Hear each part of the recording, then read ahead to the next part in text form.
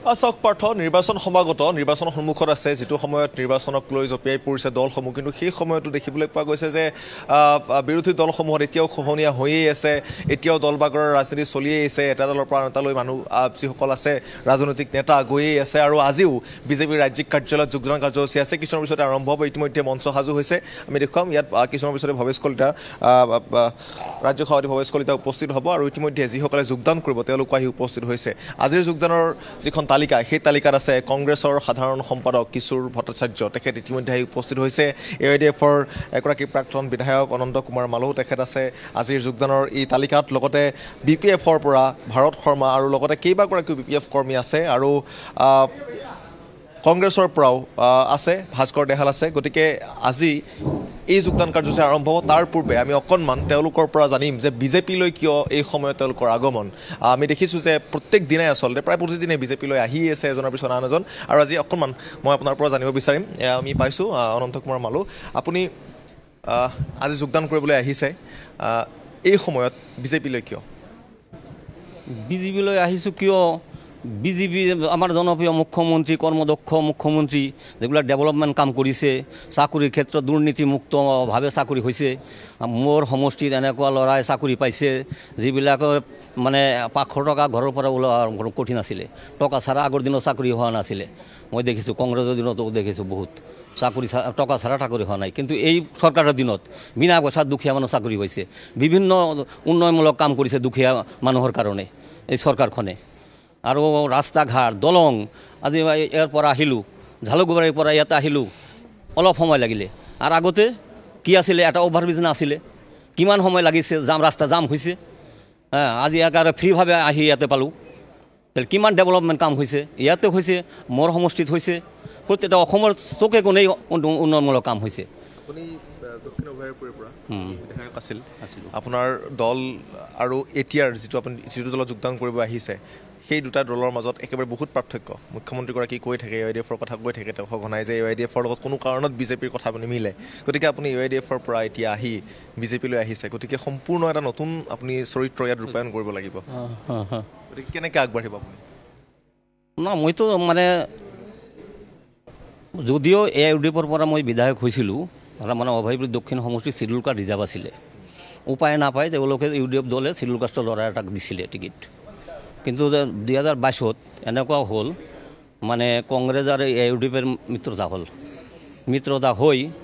যিসকলৰ টকাৰ গৰম আছে বেছি টকা খৰচ কৰিছে তেওঁ টিকেট পাইছে নহ'লে মই চিটিং MLA মোক টিকেট নিদিলে তাতে মই দুখিত হোৱা নাই দিয়া নাই ভাল কথা কিন্তু মই এই চৰকাৰখনৰ উন্নয়নমূলক কামত সন্তুষ্ট হৈ আপুনি কৈছে যে AIDFৰ পৰা আপুনি টিকট নাপালে কিন্তু আপুনি এতিয়া বিজেপিত আহিছে টিকটৰ আশা কৰি আহিছোঁ ডেভেলপমেণ্ট কামৰ কাৰণে সন্তুষ্ট হৈছে এই 5 বছৰ যিটো হ'ল কাম কাজ মই কোনো নহয় যে এটা পইচা খৰচ নকৰি চাকৰি পাইছে সংস্থাপন কি হ'ব আপোনাৰ বিজেপিত সংস্থাপন কি হ'ব না মই এজন কৰ্মী হিচাপে কাম কৰিম এই দলৰ কৰ্মী হিচাপে কাম কৰিম মইতো সংস্থাপন হোৱাৰ কাৰণে 26ত এইটো কি আছে কাক কোনে কি টিকেট পায় কাক দিয়ে সেইটো মানে পাৰ্টিৰ কথা আমাৰ মুখ্যমন্ত্ৰীৰ কথা আমাৰ বিজেপি দলৰ কথা এইটো কথা মই চিন্তা কৰা নাই নহয় মই এই দলৰ কৰ্মী হিচাপে কাম কৰাৰ কাৰণে আহিছোঁ ঠিক আছে এয়া আছিলে এসময়ৰ বিধায়ক দক্ষিণ অভয়াৰপুৰীৰ সমষ্টিৰ এয়া অনন্ত কুমাৰ মালৌ তেখেতে কিছুমানৰ পিছতে আজি যোগদান কৰিব আৰু এই মুহূৰ্তত যিগৰাকী কংগ্ৰেছৰ সাধাৰণ সম্পাদকৰ দায়িত্বত থাকি তেওঁ আজি ইয়াত বিজেপিত যোগদান দিবলৈ আহিছে কিশোৰ ভট্টাচাৰ্য তেখেতৰ মন্তব্য অকণমান শুনাম দৰ্শকসকল নিৰ্ধাৰণ কৰিব নেতৃত্ব সলনিৰ প্ৰয়োজন আছে নে আন কিবা উপায় ইতিমধ্যে নেতৃত্বৰ যে খামখেয়ালি বহুত খামখেয়ালি বুলি কোৱা নাই মই এটা শৃংখলা আৰু ইয়াতকৈ অধিক শৃংখলাৰ মানে প্ৰয়োজন আছে দলটোত বুলি মই অনুভৱ কৰিছিলোঁ তাত থকালৈকে মই অনুভৱ কৰিছিলোঁ গতিকে আজিৰ পিছৰ পৰ্যায়ৰ কামখিনি আৰু এতিয়া কংগ্ৰেছ দলত যিসকল এতিয়াও আছে যিসকল নেতা আছে তেওঁলোকে সেইখিনি নিশ্চয় বিশ্লেষণ কৰিব কিন্তু মোৰ দলটোৰ প্ৰতি কোনো ধৰণৰ সম্পূৰ্ণ শ্ৰদ্ধাশীল সেই পতাকাখনৰ প্ৰতি শ্ৰদ্ধাশীল দলৰ কৰ্মীসকলৰ প্ৰতি মই শ্ৰদ্ধাশীল আৰু মোৰ সদায় এটা আৱেগিক সম্পৰ্ক সেই মানুহবিলাকৰ লগত থাকি যাব যেহেতু আমি দেখা পাইছোঁ যে কংগ্ৰেছৰ পৰা কিন্তু এই মুহূৰ্তলৈকে বহু নেতা বিষয়ববীয়া বিজেপিত আহি যোগদান কৰি থাকে কংগ্ৰেছ দলত আৰু তেনেকুৱা নেতাসকল যিসকল বিষয়ববীয়া নাথাকিবগৈ নেকি লোকসভাৰ নিৰ্বাচন যিহেতু 19 তাৰিখৰ পৰা আৰম্ভ হ'ব প্ৰথম পৰ্যায় তেতিয়ালৈকে নাথাকিবই নেকি ভাগি যাব নেকি সেই কথা এতিয়া আৰু মই ক'ব নোৱাৰিম কাৰণ এতিয়া দলৰ ভিতৰত বাকীসকল নেতাৰ মনত কি চলি আছে বা বাকীসকল নেতাই কি ভাবি আছে সেইটো মোৰ দ্বাৰা চলিছে তাৰ ওপৰত মই মোৰ সিদ্ধান্তটোহে লৈছোঁ বাকীসকলৰ ওপৰত মই কোনো মন্তব্য নিদিওঁ মই অকণমান পোনপটীয়া সম্প্ৰচাৰ অকণমান জানিম আপুনি আজি এই সময়ত আমি দেখিছোঁ কালিও যোগদান কৰিছে কংগ্ৰেছৰ পৰা আপুনি আজি আহিছে আপুনি এটা ইমান গুৰুত্বপূৰ্ণ দায়িত্বত আছিল সাধাৰণ সম্পাদকৰ নিচিনা দায়িত্বত গতিকে তাৰপিছত জ্যেষ্ঠ মুখপাত্ৰৰ দায়িত্বত আছিল তাৰপিছত আপুনি আজি বিজেপিলৈ আহিল আপোনাৰ মূল যিকেইটা কথা সেইকেইটা কি বিজেপিলৈ অহা এইটো মোৰ একান্তই এটা ব্যক্তিগত সিদ্ধান্ত আৰু মই এইটো অকলে লোৱা নাই এই সিদ্ধান্তটো কাৰণ যেতিয়া এজন দলৰ জ্যেষ্ঠ কৰ্মী এটা সিদ্ধান্ত লয় তেওঁৰ যিসকল সেই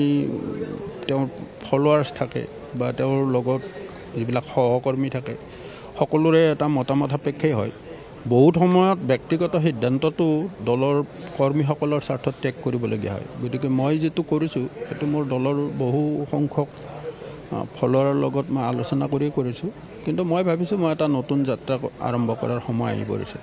গতিকে মই এইটো মোৰ একান্ত ব্যক্তি কিন্তু তাৰ অৰ্থ এইটো নহয় যে মই আজি দল ত্যাগ কৰিলোঁ বুলি কংগ্ৰেছ দলৰ বিৰুদ্ধে মই কিবা বিৰূপ মন্তব্য কৰিম সেই দলৰ পতাকাখনৰ তলত থাকি মই দলটোক পাৰ্যমানে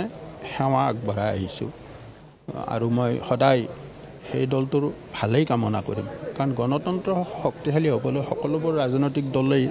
দলৰে প্ৰয়োজন আছে গণতন্ত্ৰত শাসক পক্ষও লাগিব বিৰোধী পক্ষও শক্তিশালী হৈ থাকিব লাগিব গতিকে কিন্তু আমি দেখিছোঁ যে বিৰোধী শূন্য কৰাৰ এক মুখ্যমন্ত্ৰীগৰাকীৰ কথাটো আমি এই কথাবিলাক তেওঁ কয় যে বিৰোধী শূন্য কৰাৰ কথা বা বিৰোধী নাথাকিবই এনেকুৱা ধৰণৰতো এটা পৰিৱেশ এতিয়া সৃষ্টি হৈছে গতিকে এই পৰিৱেশটো সঁচাকৈ এটা শুভ লক্ষণ বুলি ভাবে নেকি আপুনি আজিৰ তাৰিখত ভৱেশ কলিতা আহিছে তেখেতৰ সৈতে সম্ভাষণ জনাইছে যিটো যোগদান কৰিব গতিকে সেই বিষয়ত আৰু আজি অধিক মন্তব্য নিদিওঁ আৰু মুঠতে মই নতুন যাত্ৰা এটা আৰম্ভ কৰিবলৈ ওলাইছোঁ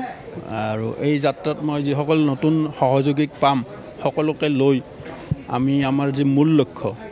সেই লক্ষ্যত অৱতীৰ্ণ হ'বলৈ আমি চেষ্টা কৰিম ঠিক আছে সভাপতি ডাঙৰীয়া আছে অকণমান আজিও যোগদান কাৰ্যসূচী আছে এতিয়া আৰম্ভ হ'ব আজিও আছে কিছুমানৰ পিছতে আমাৰ প্ৰাক্তন বিধায়ক মোৰ মিত্ৰ মানুহ আছিলে অনন্ত কুমাৰ মালো ডাঙৰীয়া চাউথ অভাৰপুৰী তেখেতে আজি আমাৰ দলত আনুষ্ঠানিক যোগদান কৰিব ইয়াৰ পৰা আমাৰ কিশোৰ ভট্টদা মোৰ সমষ্টিৰে তেখেত গৃহ সমষ্টি যোৱাবাৰ কমলপুৰ বিধানসভা সমষ্টিৰ পৰা ভাল প্ৰতিনিধিত্ব কৰিছিলে কংগ্ৰেছ দলৰ জ্যেষ্ঠ নেতা আছিল তেখেত লগতে অন্য এজন আমাৰ ভাস্কৰ দাহাল ডাঙৰীয়া তেখেতেও যোৱা তামোলপুৰ বিধানসভা সমষ্টিৰ প্ৰাৰ্থী আছিলে আৰু বহুদিন ধৰি গোৰ্খা সন্মিলনতো জড়িত ইয়াৰ উপৰিও 1 নম্বৰ ৱাৰ্ডৰ কাউন্সিলৰ AJPৰ আছিলে হুকুম চান্দ বক্সি ডাঙৰীয়া তেওঁ যোগদান কৰে আৰু কেইবাজনো সন্মানীয় ব্যক্তি আমাৰ যোগদান কৰিব এতিয়া বেলেগ পাৰ্টিত নাথাকে মানুহ নাথাকে চব সকলো বিকাশৰ লগত থাকিব সকলো বিকাশৰ কাৰণে দল কৰে না সংখ্যালঘু ইয়াত ধাৱমান হ'ব যথেষ্ট আহিব আজি সংখ্যালঘু নিশ্চয় আজি 1 নং ৱাৰ্ডৰ আমাৰ ৱাৰ্ড কাউন্সিলৰ পাৰিষদ বুলি কয় হুকুম চান্দ বক্সি ডাঙৰীয়া তেওঁতো নিজে যোগদান কৰিছে আজি গাড়ী গাঁও বৃহৎ অঞ্চল এটা সংখ্যালঘু আমাৰ জালুকবাৰী সমষ্টিৰ আগৰ এতিয়াও জালুকবাৰীতে পৰিছে পশ্চিম গুৱাহাটীত এটা পাৰ্ট আছিল এটা জালুকবাৰীত আছিলে গতিকে 26 কি হ'বগে এনেকৈ দেখা গৈছে যে খুব ভাল হ'ব বিজেপি 100+ আসন পাব এনে বিৰোধী থাকিব নাই কণ্টেষ্ট কৰিব বিৰোধী থাকে নাথাকে আমাৰ কি আছে হয় নহয়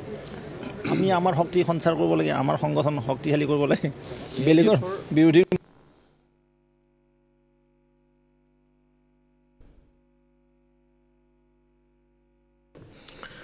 আৰু সেয়া আছিল ৰাজ্যিক বিজেপিৰ সভাপতি ভৱেশ কলিতা ইতিমধ্যে কেইবাটাও গুৰুত্বপূৰ্ণ মন্তব্য কৰিছে বিৰোধী শূন্য হৈ যাব এই কথা উল্লেখ কৰিছে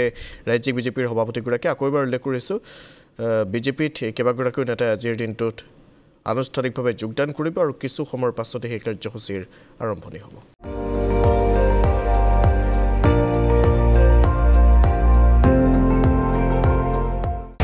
আপুনি চাই আছে ND24 সৰ্বশ্ৰেষ্ঠ নহয় সৰ্বোত্তমৰ দৌৰ